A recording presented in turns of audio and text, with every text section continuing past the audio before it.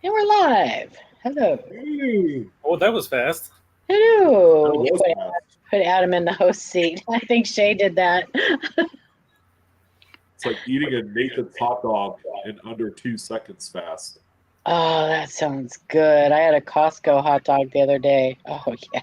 That was delicious. We just got a Wiener Schnitzel beside us. I grew up in California, and we had Wiener Schnitzels there. And I miss der Wiener Schnitzel. Well, what's the best thing to get? Because I've heard just chili cheese dog. A hot dog. I used to get the corn dogs when I was little. Hi, everybody. Don't mind us. Hey, Paula, have you heard the latest trend about the Costco food? Hi, Room. So you buy one of those long chicken bake things. You buy one hot dog and you buy a cheese pizza. You split the chicken bake right in the middle so that way it opens up like a pocket.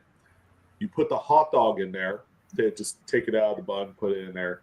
And then you rip the cheese off the pizza and you put that over the top and you eat it like a... Oh, shut up. You have all the chicken, and you have all the cheese, you have that big beefy hot dog in there, and you got all the cheese and the sauce from the pizza right on the top. And we hope everybody liked the show tonight. We'll see you next week. That's right. See you later. I'm going to Costco. What time are you? That's the only reason why we're here, folks. You've got to call it something. You eat that, and then this is what happens right here. You're welcome. That's right. Kind of like a turducken. And like a turducken. Costco's version of the turducken. I know. And then you have your quadruple bypass, right? And nobody got you prepared for this. Mike Noodle. Welcome, everybody, to the Monday night live coin Q&A. We really do talk about coins, believe it or not. Sometimes. So, did you ever find out? So, Sean, they did charge my card for my reverse proof Morgans. They did that on Saturday. I have not checked to see if they reversed it. Did they reverse yours? Because they did that with the Morgans in 2021 too. Yeah, they've done that before. Charged them and then they reversed them just to make sure, I guess, that people were real. Like a soft holes. But I did not check. Yeah, I did not check to see if they reversed mine. I probably should have. They didn't. Yeah, I don't because it says in my order on the U.S. Mint, it says that it's there. So. And that it was processed, which is going to be hard for some people. That's going to cause some people problems because some people, may not have the money in their bank before the 9th. So that could be a problem. Mine did not get reversed. Mike's didn't get reversed either. That's kind of strange to me because I think that they are going to cause some problems for some people, especially if people got the 5, all 5, because perhaps maybe they're waiting to put the money in their account. I don't know, but hopefully it doesn't cause $1,000 of product right there that they're taking right out of your bank account.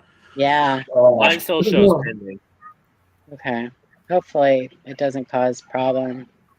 Mine was got reversed and now it's back in. Okay, yeah, that's so strange to me that they're doing that before. It just seems strange to me. Yeah, I don't know what the rationale behind it is.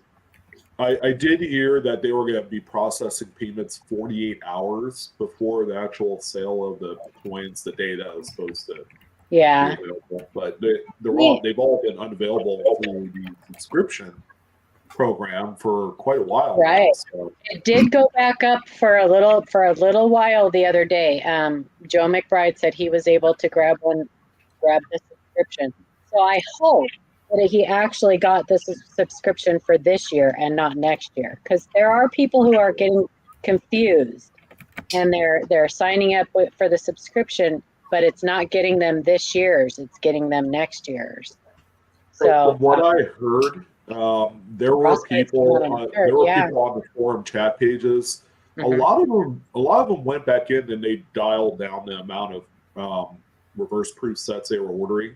Some Yeah. of them were maxed out at 5. They're like, well, I dropped it all the way down to 1 or 2. You know, I Right. didn't really need all that. Don't know if I'm going to send these out to grading and all that crap. Right. So you know, there was a few sets that came back available through the subscription, I guess. Yeah, and that's another thing. How are they going to deal with people? Because I do know that they give people like, is it 48 or 72 hours to change the amount of subscriptions? So what? Yeah, I don't know. It's just odd that they did this time like that. So it's just odd. Safely, you would have had to change your quantity like on Wednesday. You didn't want to wait beyond that, even Right. if, you know, you still had maybe an extra day or two. Right. But yeah, Well, I have been seeing them up for pre-sale on eBay, and they are selling for about $100 over what the Mint is charging. So I think that's going to change. Together. Yeah, I think that's going to change. We'll see. You think it's too high?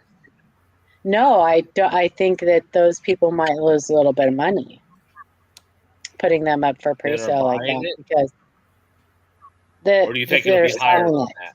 I think that it may go higher because I think there are a lot of people now who are wanting them that did not get in time.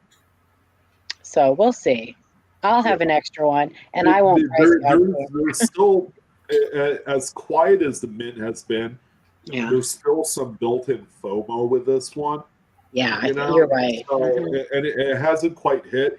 I think by the time that people receive their order, you know, and they start showing it off on social media and all that stuff, that's when things are going to kind of kick into that next gear of like, oh, gotta have one, you know, I gotta go on eBay. Strayman, it's $5. Thank you. I am excited that they decided to keep the flowing hair dollar. I am excited about that. I was a little upset when I heard people started saying that they had canceled it, but they didn't cancel it. They actually just changed it from being in the American Liberty program to just being a medal.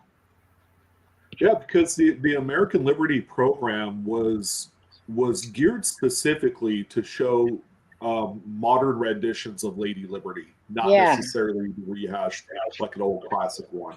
So that's why they yanked it from there, and they're doing a standalone, hoping that they're not going to kind of like milk this thing every year and then continue to, you know, mint the same thing. It's just. So are they putting this out as an anniversary coin then? An anniversary medal? I'm sorry, medal? Are they? Yeah, because it is an anniversary, right? Next year, that is the plan for it. Now, I also am very curious because I don't know if I'm sure many of you got the little Mint survey asking for your opinions on classic coin designs, which perked my ears because I'm hoping that they are doing that because they're planning on doing something for the semi-quincentennial with classic coin designs.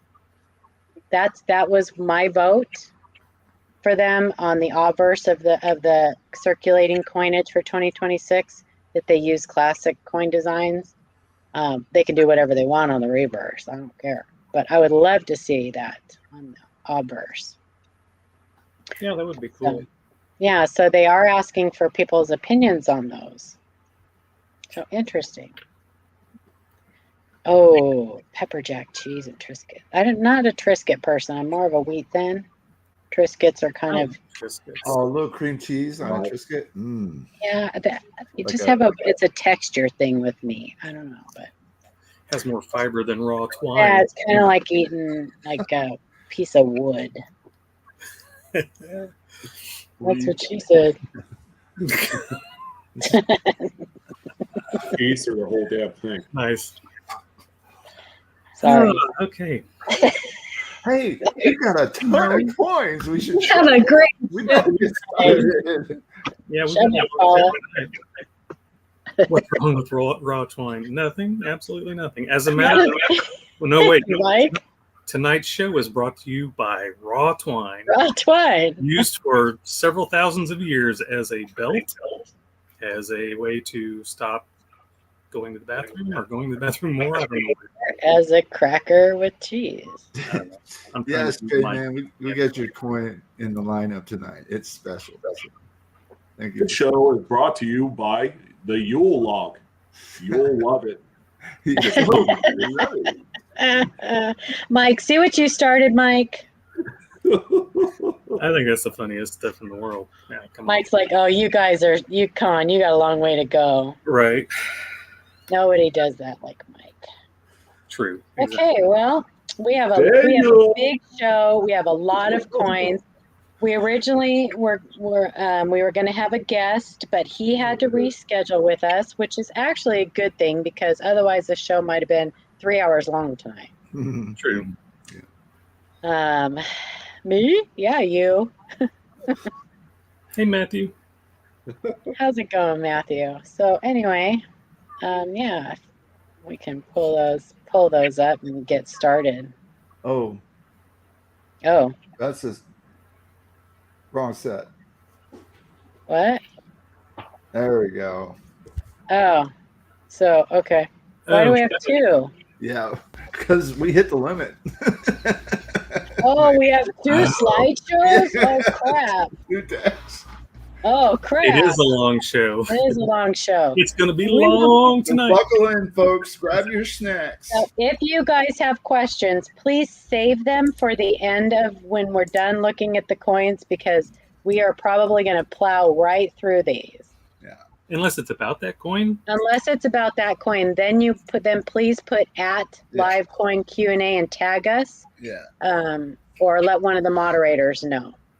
Yes. Has anybody seen? Oh yeah, Dennis. I sent you an email. See if you could check it out real quick.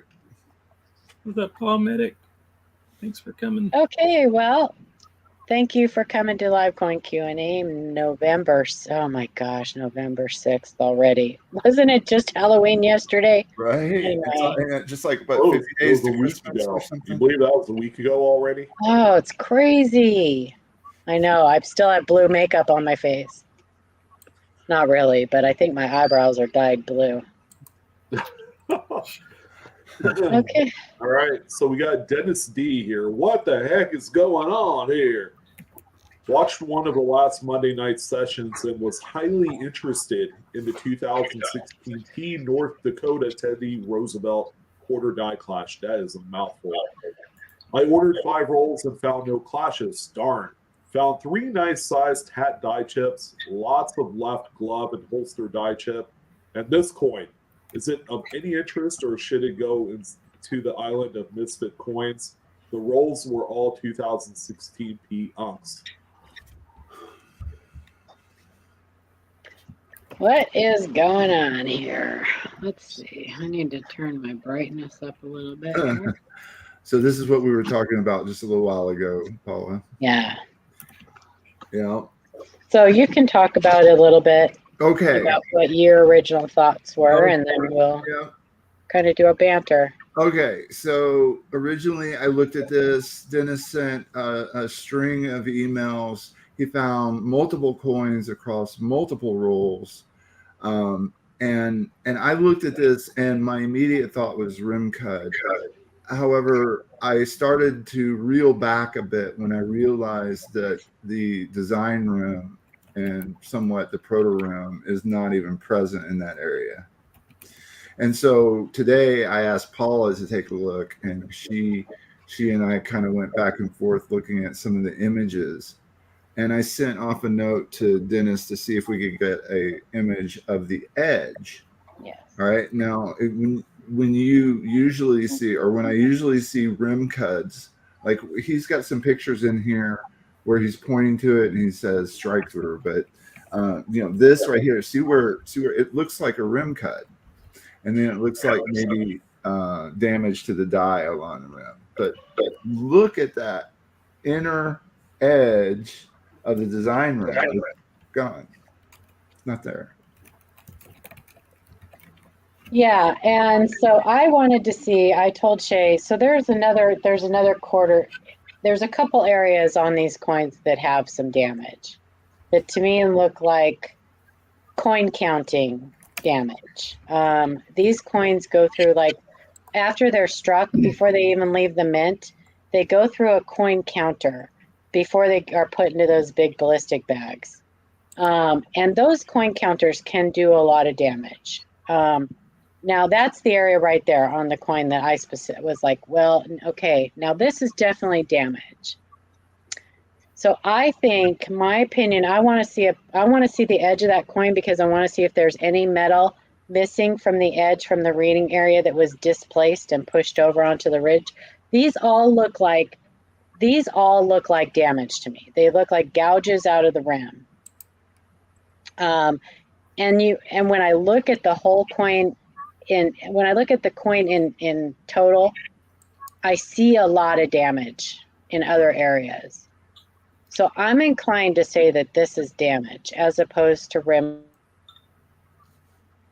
And maybe this one, also those little blebs that you saw in that one picture. See, there's more damage. And this is what we were thinking was related to that other damage, this polishing type flow lines, or these damage lines here, whatever we would call them, are kind of in the same pattern as what hits the edge, but these are like a softer blow maybe into the field. I don't know. I'm more inclined to say that this is metal that is folded over, and I think it comes from the edge. And there's a lot of damage in other areas on these coins. That is post-strike damage. That is damage beyond a reasonable doubt. So when you look at coins, you have to look at the whole coin and take everything into consideration. I'm not saying that these aren't rim. I'm not saying that this isn't something else. I just need more. I need to see more of the coin. I need to see the edge. Yeah. And so Dennis acknowledged, and he'll send us some additional pictures. Okay. Of the edge, so. Yeah, I need to see it.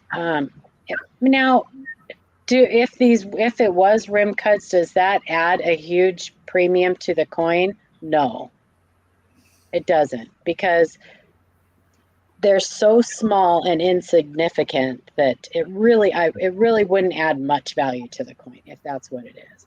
But I see this. This looks like damage to me. This looks like pressed in. It looks like it's pressed in and then gouged, and so I think this is all damage from some type of coin counter or the coin wrapping machine, coin roller, something like that. I think just seeing those circular whatever on the other side, kind of makes it easier to say that this one obviously damage. Something happened to it, right? And it's post mint, and it's so weird. Yeah. So we'll revisit. Cool. We will revisit it. Wet ink transfer from Janet S. Can you offer me your expertise and tell me if this is considered a wet ink transfer?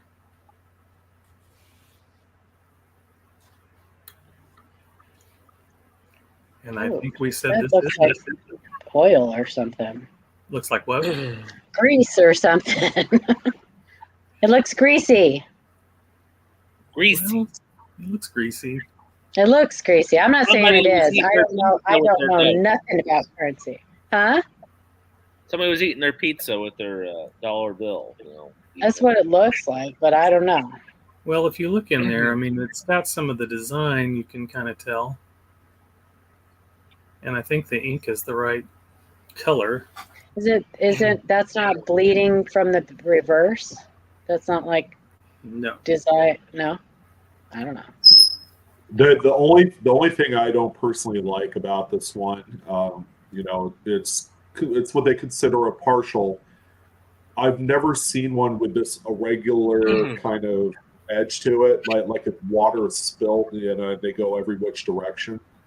And something I just noticed, if you look at the black seal, there was some chemical or something that got into that area where it was beginning to blot that black of that district seal. Right. Also, that like up in the A in states, that could be because of that fold right there, but or all across the top of the note, you can just tell that something happened. Maybe if I had to venture a guess, something got on this note or got onto a bunch of notes, and they were overlapping each other. And maybe you had some paper pull from another note that got onto the front of this note, creating what you see there. Or like super glue or something lighter than. Yeah. Or it could be, I don't know. It could be just about anything. It could be, you accidentally pour Sprite on there.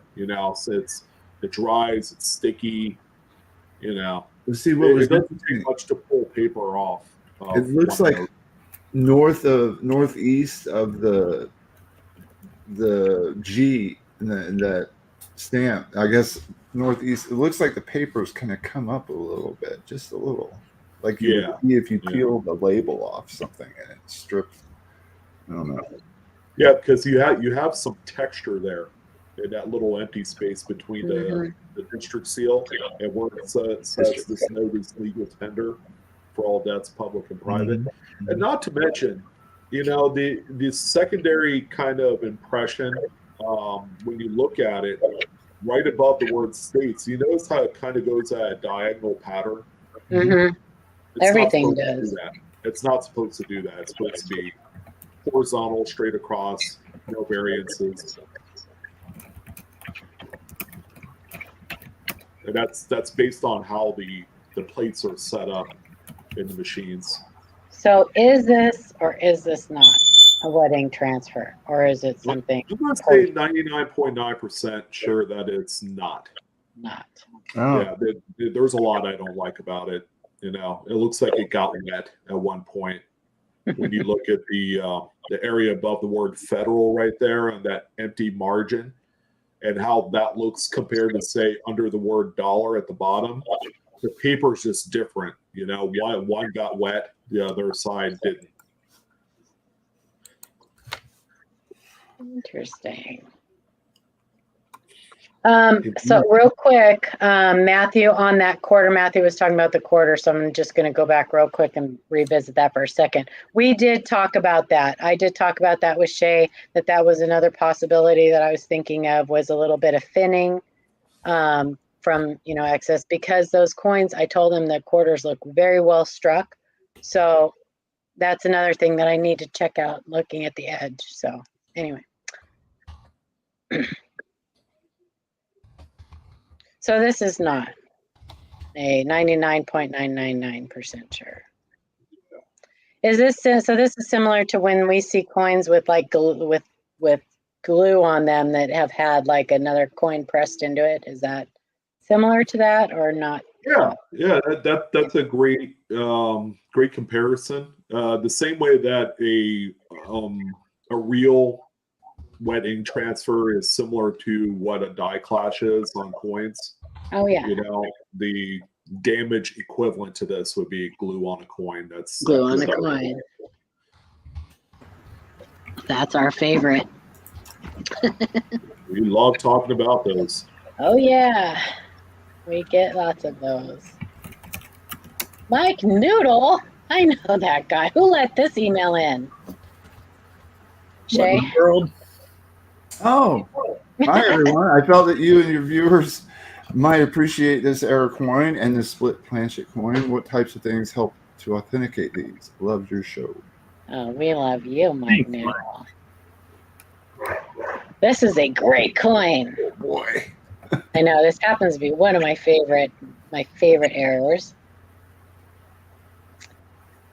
So this is a split after strike And he has both pieces because it was found in a mint-sewn bag. Yeah. Wow. And there you go. That's awesome. You could make a magic coin out of that somehow. You could. So what are some of the ways that you know this is authentic? Well,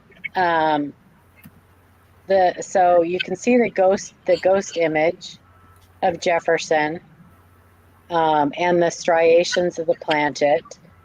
This is kind of, when you see this, like this is not something that you could duplicate in your garage.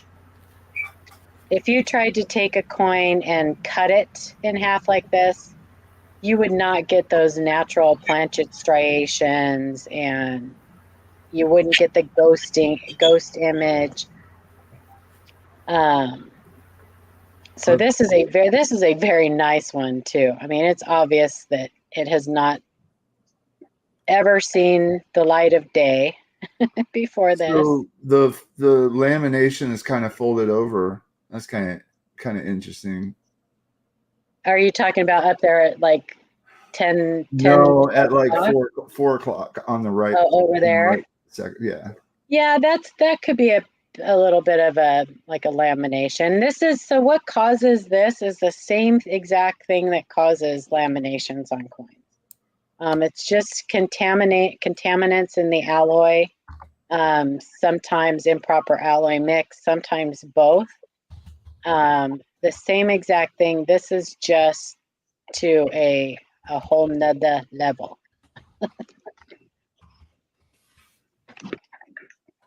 Hey, honestly, it looks like one that hasn't been helped along. You know, some people find a clamshell lamination and they just can't help themselves. They want to pry it apart. Yeah. Usually when you see those, you see a really strong lip in one area where it's been pried and a bend in the coin, because it takes a lot to pry those apart.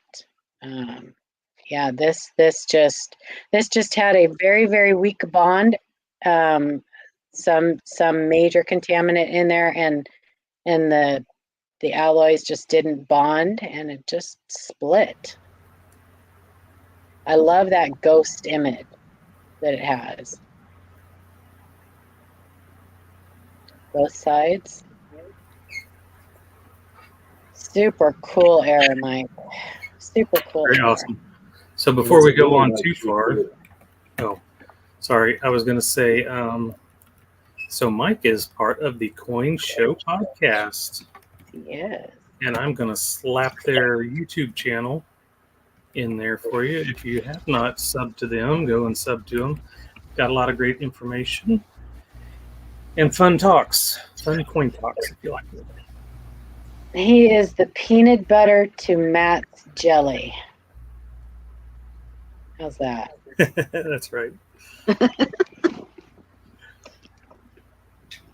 They are awesome guys. Awesome guys. We love those guys over there. Yep.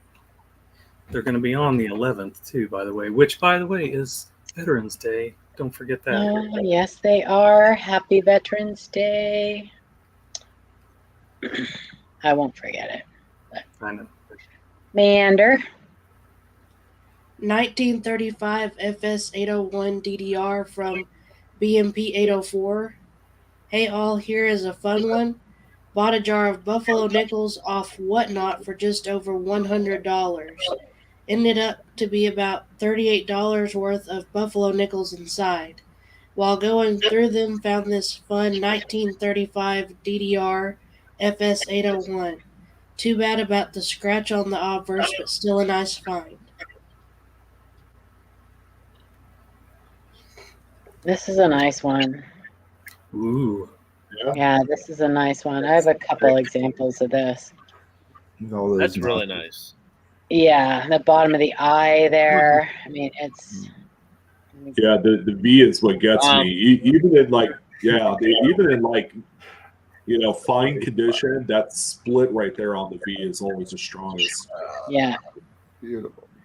Yeah, it's. You know, it adds to the device. It doesn't take away. Mechanical doubling does. This is Well, real. and $38 in buffalo nickels is a lot. It is a lot. Well, if they're, I mean, Value? it depends. I think he meant $38 is value. Yeah. I mean, usually you can buy them for like 50 Oh, I'm cents or thinking a buck a face piece. value. I got $38. Yeah, face value, that'd be a lot. Yeah. I've never been able to get a bag of buffaloes at face value, though. No. Right. That would be awesome. Especially But this is a very nice variety. What, Sean? Sorry. Oh, I was saying, especially unsearched. They're kind of Yes. non-existent out there. Yeah, there are some really nice things to find on that Buffalo series for sure. And it's just a cool coin. It really is just a cool Very coin. cool.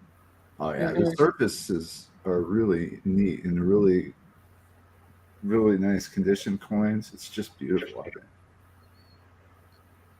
Yeah, that's just. Oh, there you go. Nice. Dang. Wow. That's a lot That is of nickels. wow. That was a great buy. You Yeah. got that Well for done. $100? Wow. Yeah, well done. For sure. My turn. 2023P die chips, a Maria Tallchief quarter ponytail from Keith S. Just got my mint roll order. Just a couple of die chip picks to show the progression. As you can see, they start small in the V of the ponytail and then progress. Maybe we'll see some bigger ones come up. I watch all of your shows when time permits. Thank you for the education. Thanks, Keith. Yeah, and this is all I have heard about so far on this series. Yeah. I mean, on this coin is the little die chips. And I love it because you'll see we've had numerous viewers send these die chips to us like immediately after opening their boxes up at the bank. So I love that. Thank you guys. It really is great that you guys participate and send us stuff. So much appreciated. Yeah, and it doesn't look like a particularly vulnerable area. I mean, it's odd that there are so many just right there. Maybe because of the split in the ponytail. Maybe that makes it weak in that area. Yeah, there seems to be a lot of different quarter designs that have like hair and like small parts, and then it fills up. It'll get die chips in there. So these are never going to make you rich, but they are fun to find, for sure. They're really useful when you're as die markers for other varieties on coins, but they are fun to find. Yeah, unfortunately, I've been notified by JC Stevens on Cuds on Coins, and he said they do not attribute those anymore. No, just because of how frequent they are. Yep. Nope, they don't. They don't do die chips anymore. Sad. Well, I mean, he barely does anything anyway on it, so whatever. Well, you would think, like, if it's really... I don't think he watches our show, so I'm sure he's not going to be offended. No, if it's real abnormal, you would think maybe that would qualify. I mean, I could see, like, little chips here and there or whatever, but if it's, like, something really huge... So when does it become enough to make it the primary part of a listing? In other words, who's going to spend their lifetime cataloging all the various die chips or die cracks on a particular series? Gene Cohen. And yeah, Gene Cohen did, Gene right? Cohen. On the Lincoln Wheat Cents and Wheat Cents up to 1960s. Gene Cohen did that. Did she get them all? No, but she spent, or I guess, is Gene a female or male? Yes, Gene is a female. Yeah. So she spent a great deal of time cataloging meticulously and creating little drawings of all the little die chips on the Lincoln Wheat Cent and Lincoln Memorial Set. Fantastic book. I spent hours looking at it. But, a lot of times these die chips and die cracks are just a footnote in the main listing of a variety or an error. as hey, this will help you identify if you have a coin from the same die as this listing, right? And that's what it's for. And a lot of the current numismatists out there believe that none of that really matters. It's the it's the high grade coins, the rare coins, the varieties and errors, and those are the things they want you to invest your money in because they last a long time. All this other stuff they consider fads, right? But some fads live longer than others. And so to me, though, when does that footnote become the primary listing? Well, it's when people like you guys get involved and start cataloging things, getting interested in those series and participating in the hobby and contributing to the information that's available to others, so that others like you can come along and assign a number and understand what it is. And it will only help your understanding of the minting process. Well, and another big problem too, Shay, is that every series has a different tolerance to what is normal and what is not normal. Right. So the mint is allowing these chips and things to go. They're aware of them. They're very aware of them. And for whatever reason, they have deemed them within tolerance. So at that point, are they really a minting error when they are part of the normal process, when they become part of the normal process? Because chips and cracks on some things are being deemed within tolerance and part of the normal process. We call them die stages, right? Right. So are they true minting errors when they are part of the normal due to the wear and tear of when it's due to normal wear and tear, right? I think it's part of the classification because we don't call die deterioration doubling an error. Right. So there's a fine line there. It boils down to collect what you like, but understand that if you're going to buy these things, there's really you're not really going to get a return on your investment. That's right. Don't let anybody sucker you into paying a premium when you can just go open up a roll and find these all day long, right? And that's what the concern among I think some numismatists is that a lot of this stuff gets hyped up. People spend good money only to find out later no one else is willing to pay for it after the hype dies down. And so that's exactly the hobby, right? And so as long as we get the word out and you understand that this is great stuff to find, it's great stuff to talk about, it's really cool to have as depth in your collection, but don't expect there to be a premium for it and don't pay for it. And, really, unless that's just your thing and you love it. Right. Yeah, if you just see one and you're like, oh my gosh, that's like the coolest thing I've ever seen, I'll give you $5. Okay. And you don't need an attribution. If you know you could sell them for $1 or $2, you don't need the attribution to sell them. You just need really good photos. The collecting community, sometimes they just don't care about the attributions that you find online. They just really like it, and it's affordable, So, well, and most errors are not given attributions anyway. Right. So, because they're not all exactly the same. No, they're not. And even listings on Cuds on Coins, they have multiple listings of the same thing, just a different progression of it, a different stage of it. So I guess there's difficulty also in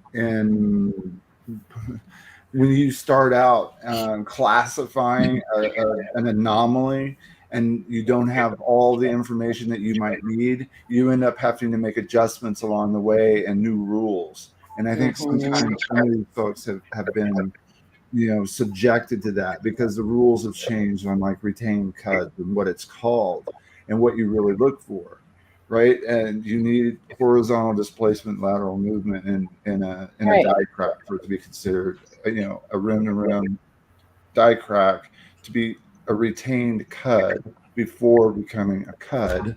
Because not all rim to rim die cracks They're are not, right, and so they're retained. not retained. They're just a Or die crack. pre-cut. It's not a retained cut. So there's Right. plenty of examples on like Kennedy half dollars, 71, 72, 73, 77. All those years, they have a nice little die crack across some of the letters, but it doesn't turn into a cut until later, and there's displacement.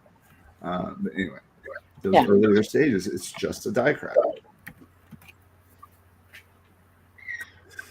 Anyway, Adam. Okay. Maria Tallchief quarter die chip from Southern Coin Hunter or Pug Tigger. Hello, crew. I just got my new women quarters of Maria Tallchief. I came across 8 quarters with this die chip, which is about 50% of her hair piece. There are also 6 quarters with a minor die chip of about 1%. Thanks for all the advice given out. So same thing. yeah. There you go. We got Another. several at the same time. So Shay was like, let's make a. Oh my gosh, Shay, are you kidding me? I'm just going to give you guys a little. Shay is, well, all of us are huge into promoting the hobby and huge into bringing more people into the world of errors and varieties. So Shay gets really excited for people when this is like the first thing they found, and so every once in a while we will have things like this on our show where we'll say good job, give people a pat on the back, show them something, because we really want to encourage them to get out there and look. So just bear with us when we have little things like this. They're important. Just understand that. Yeah, just think back when you first looked at the coin and found something different, right? And that's the kind of stuff that gets people, hooks them, and pulls them into the hobby and keeps them, right? And there's gotta have something interesting between the 100,000 coins you look at between the the big varieties that you might find searching 100,000 coins. And this is the kind of stuff you're more likely to find. So we just want to give people a little attaboy or attagirl. And a thank you for thinking of us when you find cool stuff. Yeah. So I think it's Sean's turn. Yes. Oh, we got something new here. Maria Tallchief quarter reverse die chip from Randy H. Just kidding. Just a heads up, I received my Maria Tallchief coin bag from the U.S. Mint yesterday, about 25 coins in. I have noticed when I'm calling small to medium hair die chips on the reverse, I have found one pictured above with the medium die chip, which is about half the hair length. Also, it has strong upper arm and hand machine doubling underneath. Okay. I have found many with the die chips so far, and I enjoyed meeting many of you at the Tulsa show. We loved meeting you guys too. Absolutely. So much fun. Oh yeah, this one's a little bit bigger. Yeah, a little bit bigger. Wow. I have my bag sitting right here. I should open it and see how many die chips I find in it. Yeah, there's a little strike doubling, a little machine doubling there. Yeah. Where is that? I want to look at that. In the armpit? Is that what that was? I want to see, where's the initials? So, no, that's on the leg. Oh, yeah. Like the knee area. Mm-hmm. Yep. I see. I would like a better picture of that. The flat, shelf-like appearance, and it eats away for the design. A little bit there. On her booba. On her bosom. There's one you see. Yeah. The bosom buddy. Her bosom. Yeah. But this is the area that you want to look at. Yeah, right. If you're going to find a double die on these. Yeah, this like her chest and then into the frilly part of her dress right and down there. the tutu. Her tutu. Not dress. That's not dress. You want her tutu to be a 4-4? You're funny, Paul. I'm funny. I'm a funny girl. You're funny. Can't take her anywhere, but she's a funny girl.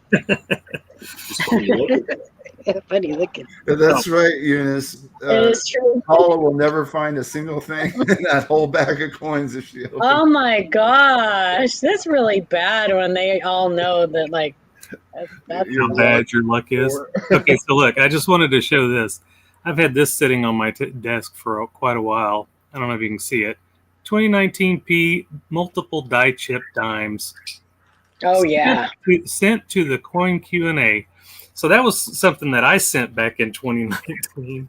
Oh, and how I funny. think you guys put it on there. I think Shay said, "Yeah, let's put that on there." Yeah. Just saying. So anyway, just And look at where it got him. look. And now he's up on the. He's famous and stuff. Famous. Yeah, it got you gainful employment. Sorry about the health insurance benefits and the lack Yeah, thereof. no paycheck. And No retirement, none of that stuff. But hey, thanks for hanging out.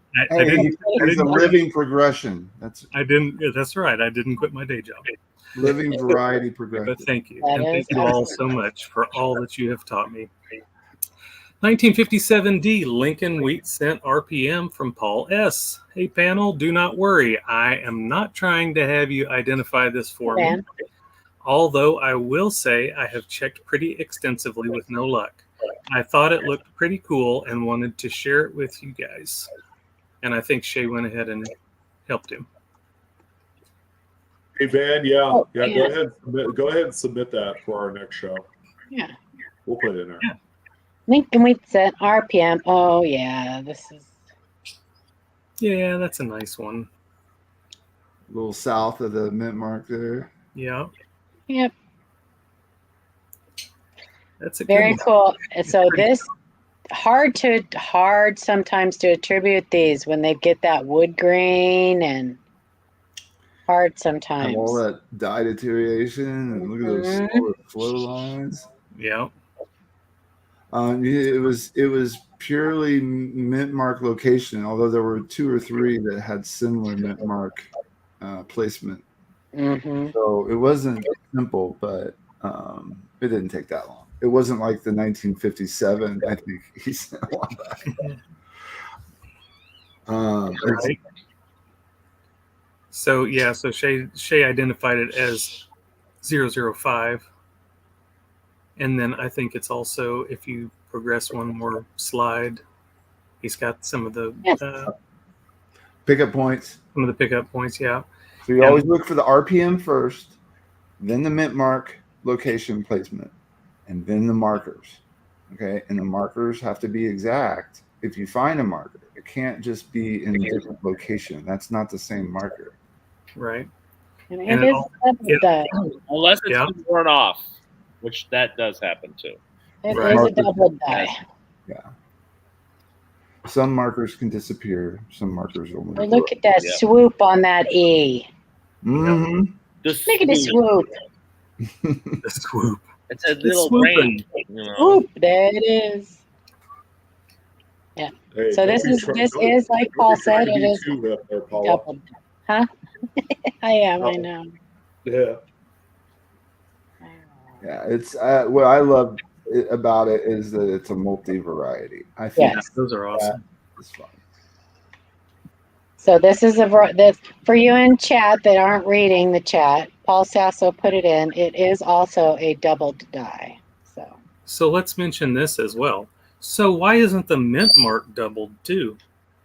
Well, the mint mark is doubled, but it's doubled separate from the rest of the design. Right. Why is it not part of the double die? Because the mint mark was placed after the die was hubbed, after it was created. Right. It was placed separate from the rest of the design. Not that I didn't think you knew that. I just wanted to bring that there. A little explanation is good for it. Yeah. Yeah. There's probably people that have Shannon, for a second, I was going to have doubts about you, man. Yeah. 1989 was the last year that they hand punched the mint mark into business strike Lincoln Cents. Hey, before we go on this other, I just want to call out, shout out Jeremy Wilson, who said, I got some kids in the hospital going through change now. As we sit through hours waiting, I take my laptop and scope. Got a few loops for the kids, and they use laptop if they find something to check. And then he said they get loud when they find something, and everyone's smiling. So doing what I can. That is so That's awesome. awesome, dude. That's awesome. If they ever find anything, you better send us pictures so we can put them on the show. Yeah. Absolutely. That would be a blast. Yeah, that Heck would be yeah. And let us know, and we'll keep it family friendly. Yeah. They'll Yeah, rein me in. They'll keep Paula me. will. I know. I'll try to be. I'll pray at church extra hard on Sunday. Yes, I will. Okay. Your turn, Shay. Oh, is it me? Yep. Series 1953C $2 red seal with postmark from Etzel O. Hello all. I recently came across this bill. Would this be considered damage, or was it made like this? If so, about how much is it worth, and should I get it graded? Where can I put this bill to get my money, please? That's right. Oh, these are cool. So we've talked about these before, having these stamps and having the 1976 on them, and usually it's the $2 bill with the new reverse with the signing of the Declaration of Independence. Yeah. So this was kind of odd. I talked to Sean about it a little bit because it shouldn't be necessarily on this bill, but the people that were putting the stamps on them and stamping them, did they care? Did they know any better, or whatever? So somebody got in there and got this one stamped, and so it may be like pretty Special? rare. I don't know. Oh, yeah, you hit the nail right on the head. Yeah, I think you come across that because we could all agree that the people who are in the service industry, whatever you do, they're not all going to know, oh, yeah, what's a 90% silver coin? What's a red seal $2 bill? So when you come in and their directives are, hey, 1976, the new program with this and that, we're going to be doing this. And, when the communication goes from the higher ups down to all the people that work the counters to do this, information gets lost, right? It's like any $2 bill that comes, go ahead, stamp it and postmark it, to do the first day cover. So if someone comes in with a red seal $2 bill, they're not going to, balk at it. They're just going to do what they've been told. Can I just say that is a very attractive reverse there? It is. That really is cool. a very attractive reverse on that $2 bill. A lot of the older designs are really nice. Mm-hmm. And Indigon points out its first day of issue was technically for the stamp, not the note. Not the note, yeah. And that's correct. And April 18th was the correct day, right, Sean? Because you can also find some that were a day prior or 2 days prior, and they're worth a little bit more money because it was like early. Yeah. Yeah. There was some we had a couple of 1975 dates on them. Those are really scarce, and I've seen some of those sell for probably too much money compared to what they're worth. But there's a set collector base out there that likes these things. Well, and then they wanted to know where to put Wendy. it. Should they have it graded and all? All that stuff. No, that's the cool part about that note. You don't need to have it graded. Oh. It speaks for itself. Dirty Water, kind of. The Felix Schlag original design. Oh yeah. It was very similar to that. Is that Monticello? Yep. Yeah. Okay, yeah. So, yeah. Interesting. Yeah, nice. I don't know nothing about currency. But that was a pretty reverse. I do know that. Yes. Amanda, it's your turn. Stop ignoring us. Sorry, I was answering something. I'm stumped. Please help, from Catherine R.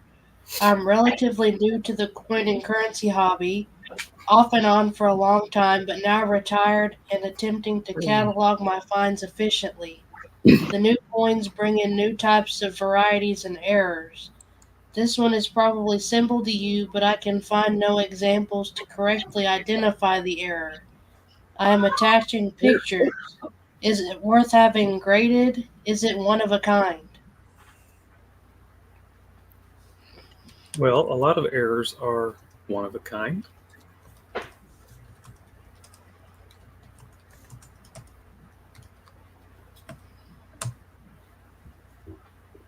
So, I have had a chance to look at this. Initially, I really liked that obverse, but that reverse makes me not like it anymore. It looks like it's been burnt. That plating around United States looks wrinkled. Yeah. This has I just don't. You kind of see some bubbles under there, just going through Liberty in a line. Yeah. Kind of interesting. And on the neck. Because I like that has that luster and everything on that. But I just thought those were some plating blisters, but but it kind of all ties in together, right? Mm-hmm. Oops. It just really stinks when something like that completely invalidates, what you want it to be. Yeah, I really want it to be. It could be legitimate, but at the same time, it's like, wow, it's like that's not what I wanted to see. Now, is there a possibility that these two are unrelated? I suppose. Yeah. Could that be a true unplated on the obverse? And then somebody just torched it on, I suppose so. Call me crazy. I'm not sure that I want to see the edge where it goes from the unplated to the plated. To the plated, yeah. Yeah, I just want to see what it looks like. Right. Green pressure. Yeah, it kind of does look like a cigarette lighter, right? I mean, I'm not sure that you would even ever get anybody to tell you, this is, it's unplated in that area, but then the reverse is, I don't know. I think that they would probably just tie it all in together. I don't know. Or if it was unplated, could those holes and stuff on the reverse be part of that issue? I mean, no, because it's in a different area, opposite, right? Yeah, it's at the opposite end. Yeah, you're right. So, I just don't know. I just don't know. And why is the exposed zinc on the reverse so much more darker? Dull. Yeah, and that's the typical look. Yeah, that's the typical look that you get with. So is this a true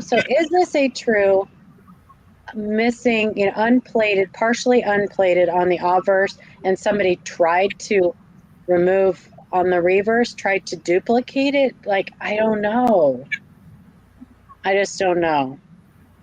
I couldn't make that call. I really want to say that's legit on the obverse because it just has that unplated look. It's got the mint luster. There's that gradual fade from the unplated to the plated, but I can't make that. I can't say it. So I did this on, Jeremy said, nah, it looks like laser rust remover hit it. I did this on accident and it looked like this. I don't know what you mean. I think he's saying that he accidentally did use a laser rust remover on the coin and it looked like that. Oh, really? Okay. I don't think we got a weight, Joey, but on partially unplated scents like that, the weight is not always a factor. Right. When there's just that amount of the plating missing, it's not always something that's reliable. science experiment. The plating was moved from obverse to reverse. Could be, Mike. It could be. It's just not something that I would not look at that and say, absolutely, that's a partially unplated cent. I think there's too much damage. There's just too much question. So I don't think that anybody would even authenticate that. So chemical burn. Yeah, it could be lots of things. The reverse is definitely damaged. There's no question about that. So my turn. 2018 Cumberland Island unlisted DDR from Paul S. Hey panel, found what I believe to be an unlisted DDR. Wexler has only one listing in a similar location, only lower, although minor. I am looking to get your thoughts on this. Also attached is possible doubled feather, strike through, and a die chip. Cumberland Island. Even though it's minor, it's pretty awesome. Oh, yeah. Yeah. I like that. The DDR. Yeah, I like that a lot. Is this not listed? Is that what he said? Yeah, he said that there's only one in a similar position, but it's a little bit lower. If it's not exactly like it. Yeah, if it's not exactly the same, then it's not the same. So you probably should send this in. I would send this to Wexler or Wiles. Oh, for sure.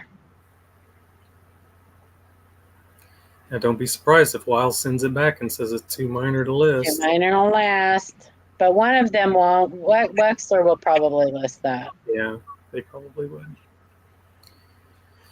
And there's the wings. I think you also on the left-hand side is what he was suggesting might be a strike through, but I think it's damage. Yeah. And then on the right-hand side there is die chip there, which is will be a great die marker for this new variety that you found. That's right. I don't see any reason why this wouldn't get listed.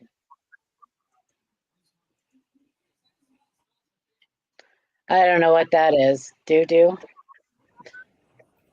Is that doo-doo on that coin? Caca? It looks like doo-doo. It looks like a little bit of doo-doo. Are you sure it didn't look like the edge of a coin hit there? You mean reading marks? A reading mark in addition? I don't think so. It kind of skips the L there. Yeah, it kind of does. Physics. I'm in the physics club. I'm also in the physics club. That's come on, you guys know what that is. Breakfast club. I'm in the physics. Go ahead, sorry. 2023 S Maria Tallchief quarter strike through another Maria Tallchief. Wow. Jackie T. Hello panel. I received my U.S. Mint AWQ Maria Tallchief 3-roll set and opened it. In the S roll, I found one that has a deep strike through on the obverse. It looks like to have a D in it. My eyes may be playing tricks on me, so I'm reaching out to the experts for guidance and affirmation. Oh, Jackie, why did you open that S roll? Right. Way to go. I love it. I know. She's like applauding you. I'm like, oh, I hope you find something good in there. Look at this. Field equity, right? Oh, this is actually cool. This is cool. This is cool. Yeah, we looked at this, and there's a little bit of pareidolia going on here, but it is cool. I mean, once you see the D, you can't undo it. You can't unsee that D now that you It's know. not a big old roll on It's not a D.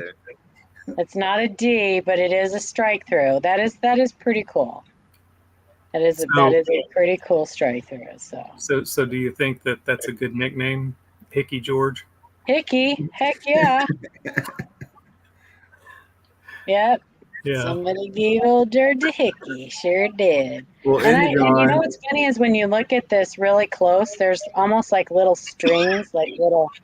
It looks like it maybe was like a piece of a cloth or something. Yeah, like maybe wadded up something. Yeah, or a booger. Maybe it was a booger Boogers A get the booger.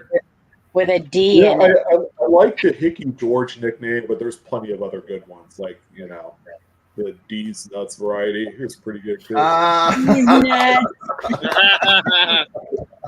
I like it. But yeah, that is cool. But yeah.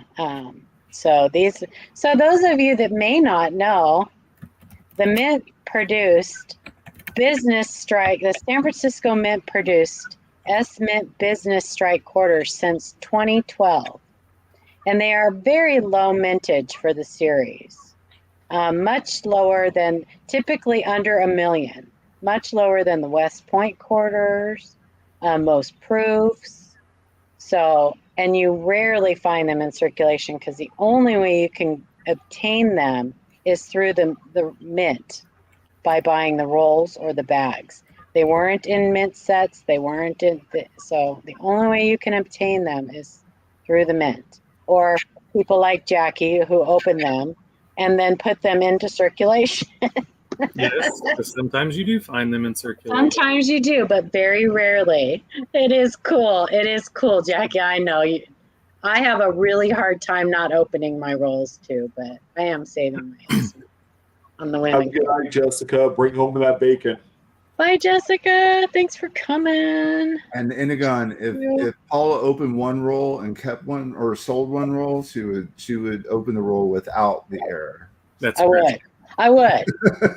Absolutely.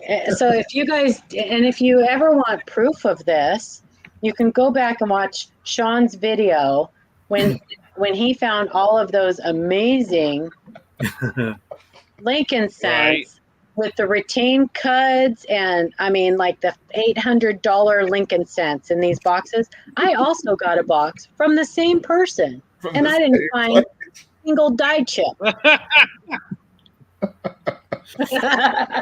I did leave out a little detail on that one, Paula. I had a magic wand and I waved it over it before I actually. Yeah. Deborah.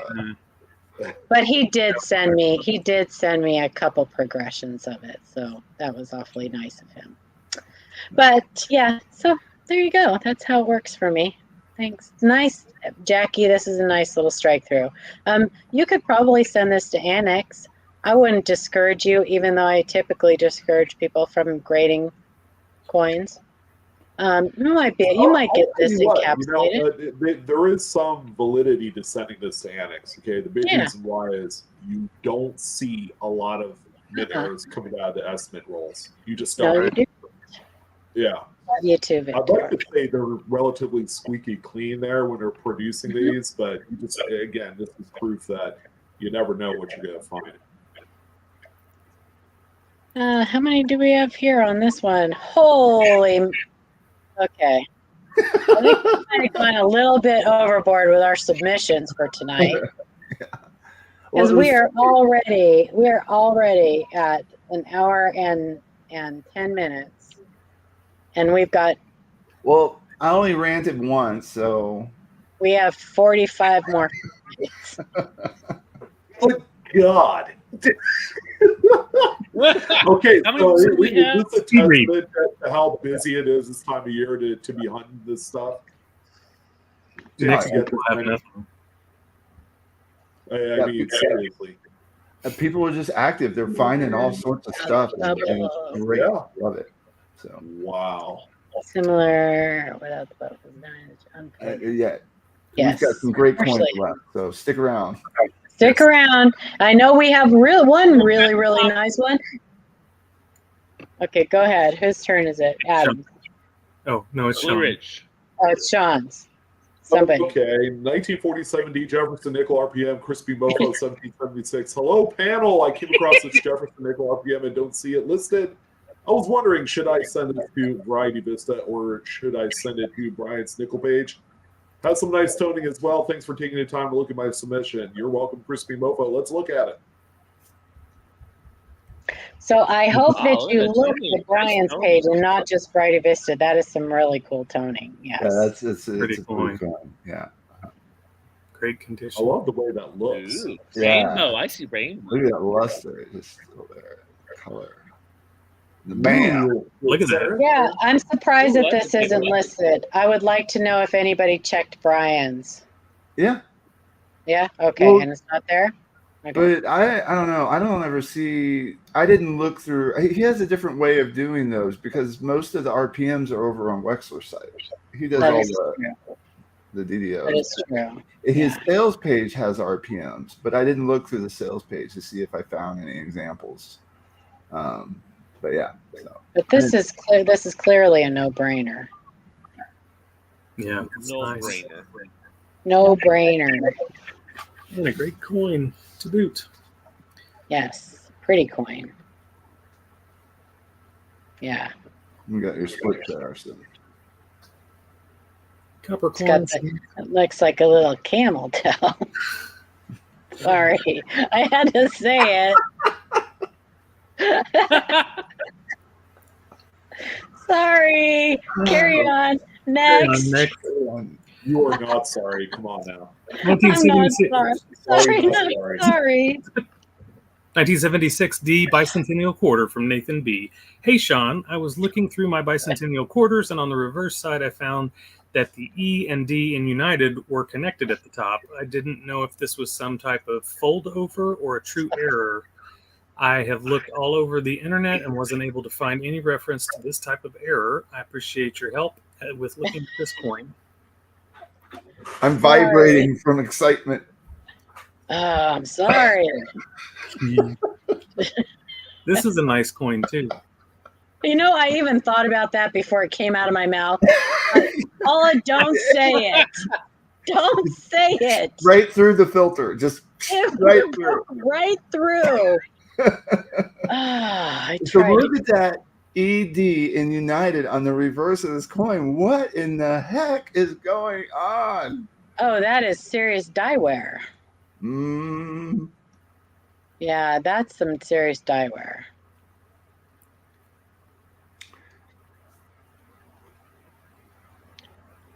Would it go all the way and connect like that? Oh, are you talking about that little connection? Isn't that supposed to be like that? No. And I think it's a die gouge, but it's so perfect that Well, maybe could it be re-engraved? No. No. Interesting. It could be moved metal. I didn't see anywhere where it would be moved from. Could it be a... It could be a die break. It could be a little die break. A little die chip, sure. Yeah, Right. that would be my vote.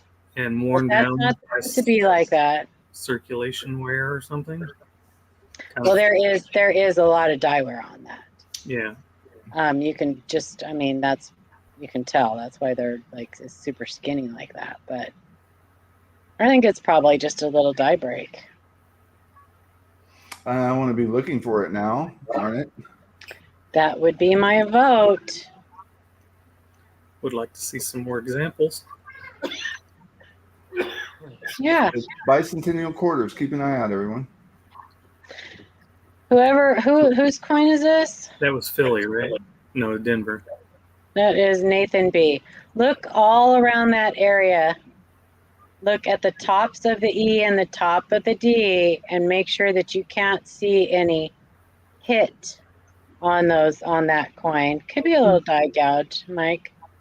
But make sure that you don't see any like areas on the E or the D where it's missing metal, where like the metal may have been pushed. Yeah. If you don't, then yeah, it's probably a little. So die gouges don't typically run in that direction because most of the time they come from like finger feeders. But I mean, you know, anything's possible. So my vote would be like a little die break or a little die chip. We've got something similar. It's odd how these things come in pairs, but we've got something similar coming up soon, so we'll see. But I think it's mine, right? Yep. Sure. All right. So this is another exciting coin because, you know, Okay, 2007 Roosevelt dime from Julia G. I found the coin in a can of coins I purchased at a yard sale. All the other coins were pennies. I live in rural Kentucky. Wanted to share, and I'm trying to figure out how to sell it. Should I have it graded? I think so, even if it's just for the authentication. So jealous. I know it's rare. I have a feeling I know what this one is. Yeah. Nice. This is the example. The die, the error ref page has a picture of this, Wow. a coin from the same die. And That's a split die. Yeah, and there's I put the cuds on coins. And there's a couple different progressions of this, right? Yeah, yeah. Better die. Yep. There are, but the one on error has that, or cuts on coins. Has that die chip behind the ear, Mm-hmm. the line, and then everything going, the line going up to trust. Also, it's exactly.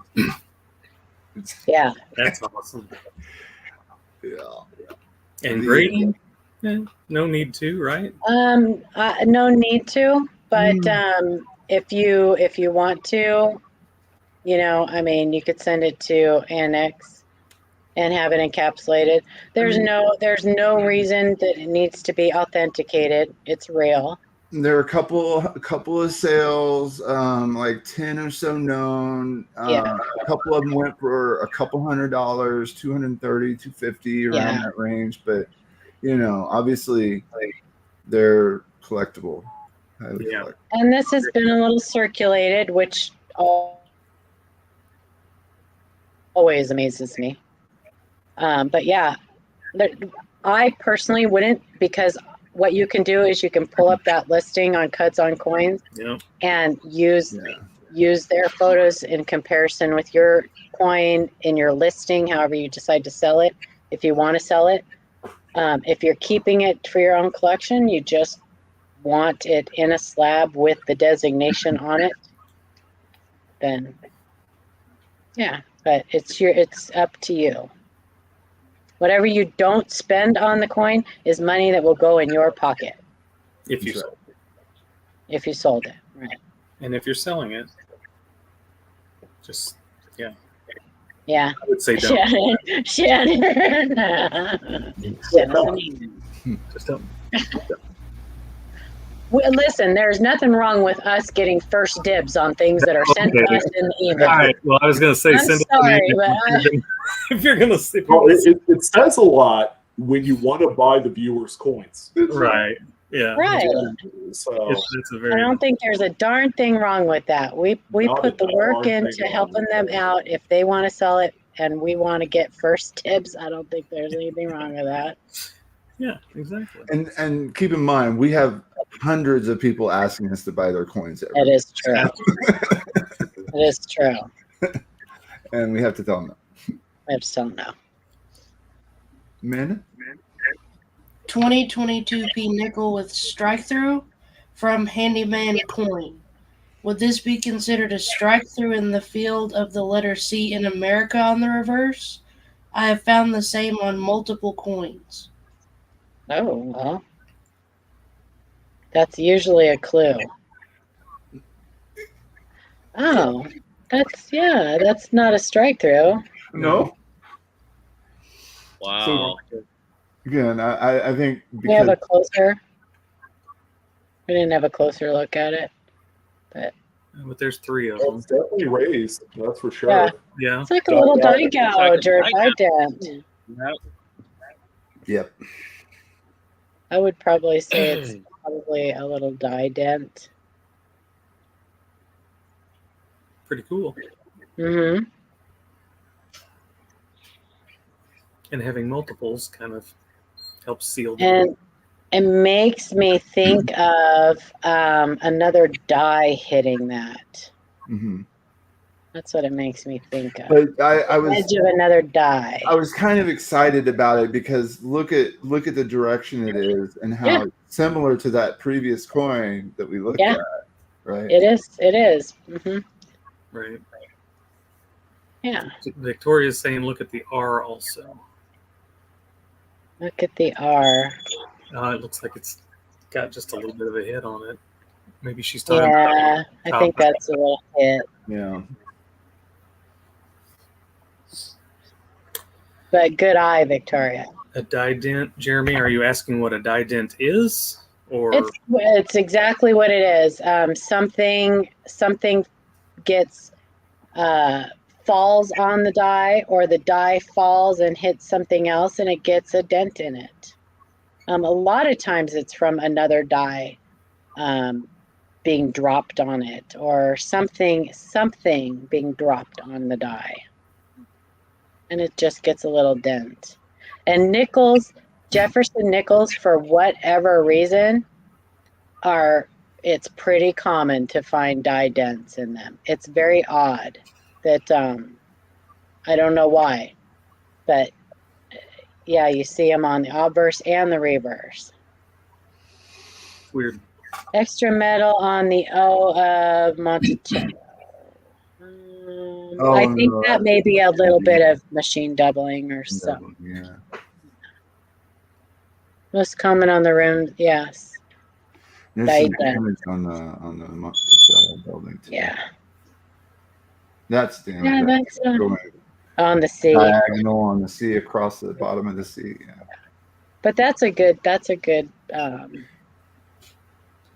Because it definitely hit the surface, because you see it in the middle of A as well. Oh, yeah. That boundary. So it's at the surface of the die. Yeah, for sure. And it may even extend into the center of that A, the little triangle there. I can't really tell. Yeah. Sure, but yeah. Super cool. But all that one needs is a catchy kind of nickname for it, and it'll take off. Yeah. Very cool. Is it my turn? You look like Yeah. an E. You could say it's the spiked America, or I don't know. Neat 1 cent coin from Cindy Lou. I finally found a coin that is different. A reply isn't necessary. Just wanted to share it with you. Reverse is fine, but the obverse is quite a problem. For whatever reason, the obverse only lightly struck, or maybe it was obstructed by something. I'm not able to see the year, and I see Iberdy, but I'm unable to see the L. Oh. Ooh, yeah. You know what? Struck through a ton of grease. Lots of grease on there. And see how the rim is fully formed. So it went from proto rim to design rim, right? Meaning that the die has struck this Lincoln Sun. And so that can help you tell the difference of when it's a strike through grease and a weak strike, Or a strike through die cap. Or a die adjustment strike. Yeah, I hate that. Paula's favorite. which you have to be present. Because you need to be present to know it's a die adjustment strike as opposed to just a weak strike. And usually there's only one die adjustment strike coin when they adjust the dies, but whatever. Okay. I digress. They know me too well. Stop it. Triggered. Yep. Sean. Oh, this one says Shay from Stray. I found this in my junk stack, and I thought I would get your thoughts before I convinced myself it was something special. Thanks. It is in the show, so it must be. Oh, it is special. I saw this one. I left it in there for you, Shay. The MS 105, very neat. Yes. It's a QDO, right? Triple die. A triple. Okay. Triple die obverse. Yeah. Hubba. Wow. You can see the three distinct serifs on each of those letters. Oh, yeah. Look at that U. Like, yeah. Ding, ding, ding. Crazy. Yeah, Stray, this is nothing special. Just go ahead and send it to Shay. Yeah. You can send it to me. I have an uncirculated one of these going up and whatnot this weekend. Oh. Nice. Very cool. I remember. Shit, what did you used to call the tops of those Ys? Discs or something. I can't remember what Oh you called yeah, them. I can't remember. I don't remember. You had a name for them though. Very cool. Very awesome. Very Sorry, nice. we're plowing through these here, you guys. This 'Cause is the they're- last one, isn't it? This one is pretty special. Yeah, we're Well- getting close to being done, I think. Can I read it? Can I read Yes. it? Can I? Yeah. Maybe a large date, 1969 Canadian dime from Alex. I believe I have a 1969 large date Canadian dime. It looks larger than the small date and similar to the 1968. I would love your input. There are about 10 to 20 known. So we talked about this before.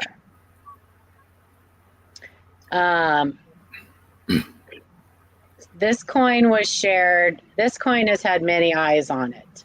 Many eyes on it. Most of the people who looked at this coin agreed that it looked legitimate.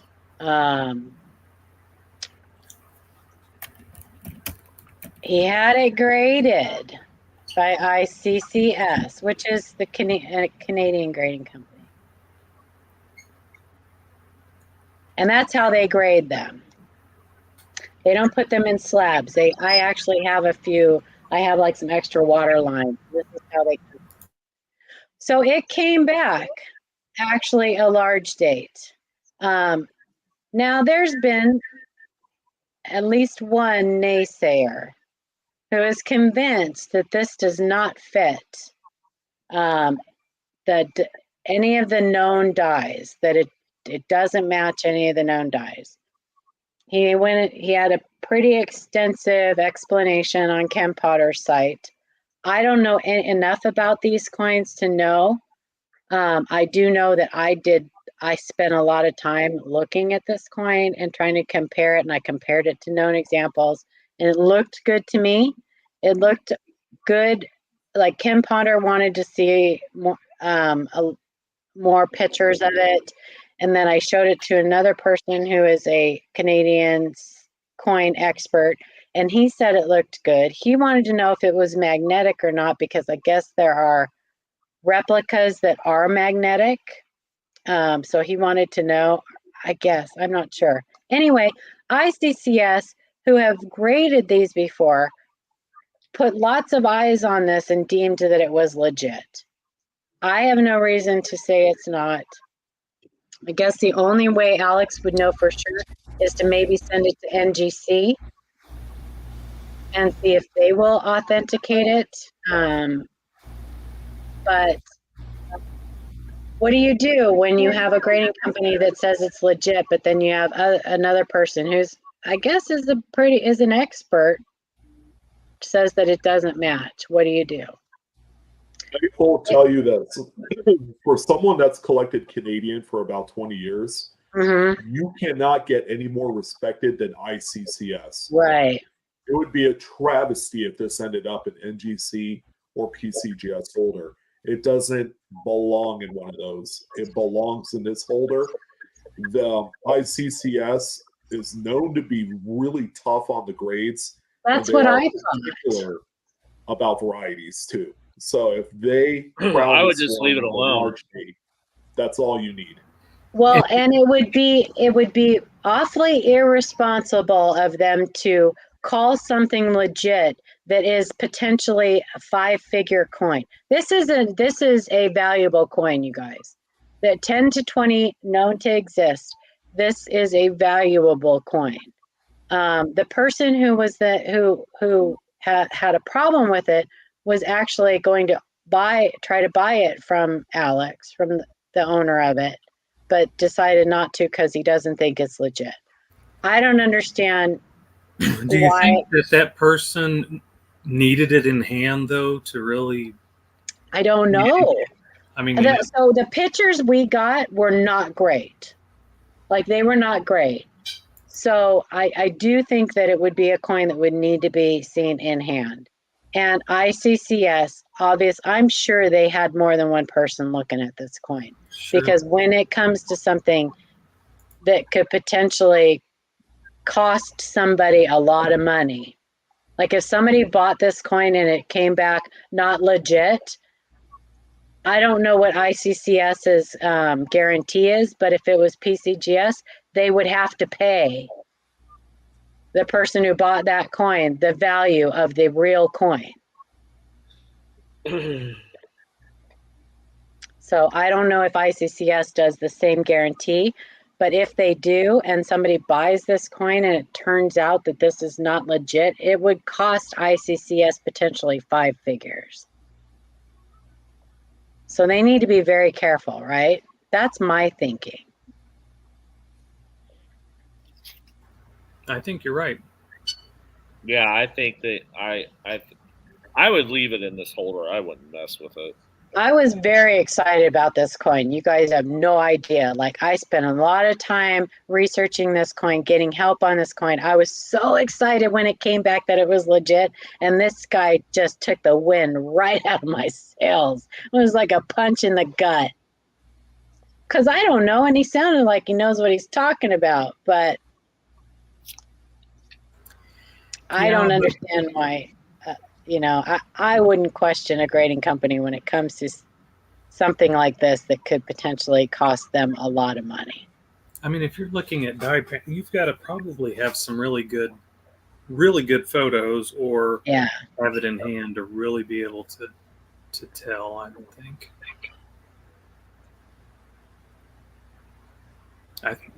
I would say they probably did exactly what they needed to do. I think so. Yeah, super rare coin, Spooner Doggy. Super rare coin.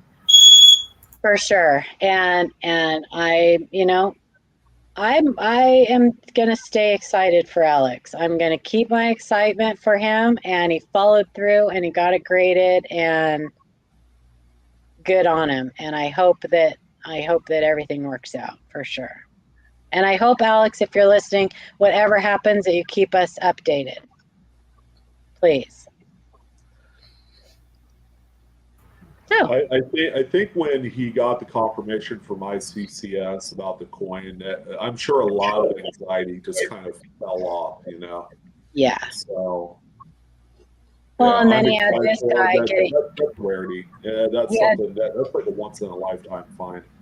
Well, and this guy contacted him and told him that, like, no, dude, I'm sorry, it's not real. And so that probably elevated his anxiety all over again. And it could have, but it could have also been a power play to say, hey, I don't think this thing is legit, so sell it to me for a discounted price. Exactly. And that's what I was just thinking, that he was doing it just so he could get it for himself. Yeah. That is their slabbing, Dennis.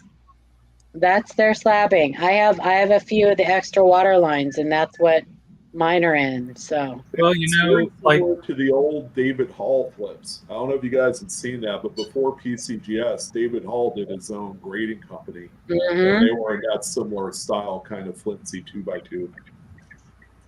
Yeah, I was going to say, because even like the old PCGS is a piece of paper and like a 2x2 or a flip.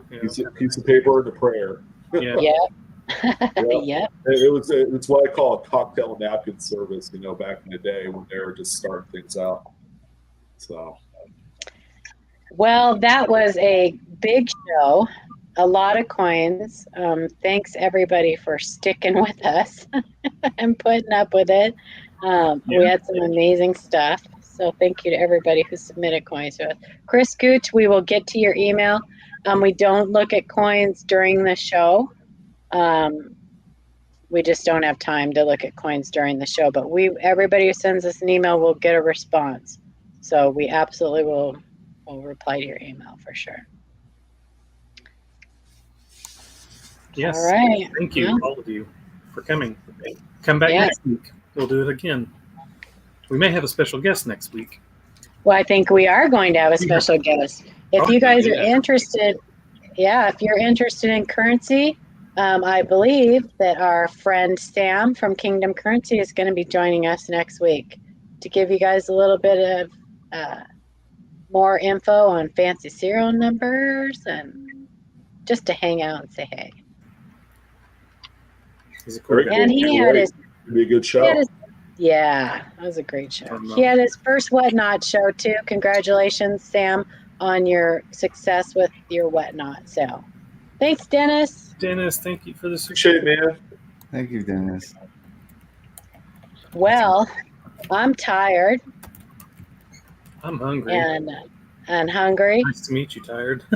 All right.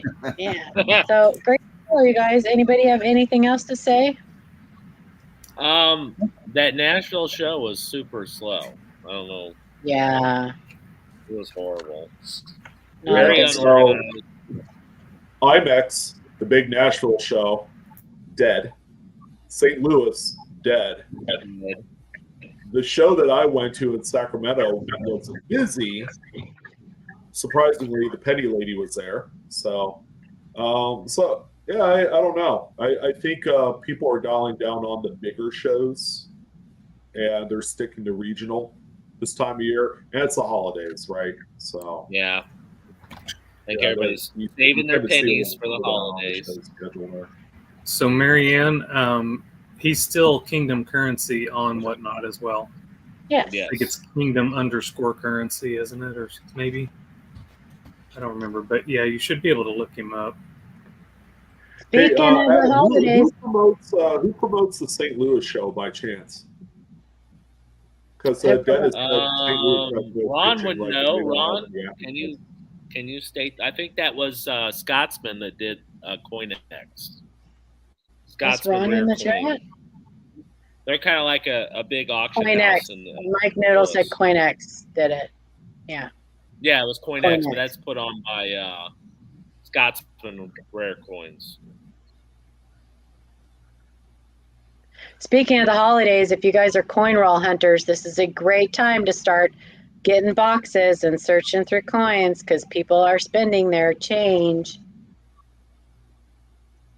And they're taking always- Grandpa's collection and throwing it into the coin. They might be. Don't tell Grandpa. Let's hope not. That is a look great at all these time. Indian so- heads I found. Right? Oh my gosh. All right, you guys. Well, it's been fun. Everybody have a great week. Be safe. Take Find care, lots of everyone. goodies.